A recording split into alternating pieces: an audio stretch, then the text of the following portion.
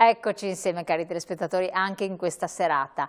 Adesso come sempre cambieremo location perché parliamo con lo Spicigel, quindi col sindacato dei pensionati, di questioni molto importanti che riguardano, come dico sempre, non solo i pensionati ma anche tutti quanti coloro che ambirebbero un domani ad andare in pensione, quindi dovete seguirci con attenzione. Poi torneremo in questa location perché incominciamo le nostre interviste e anche in questa serata, come nelle altre nostre serate, avremo degli ospiti significativi che ci aiuteranno a comprendere certe dinamiche che sono particolarmente importanti. Insomma, un po' di curiosità, seguiteci.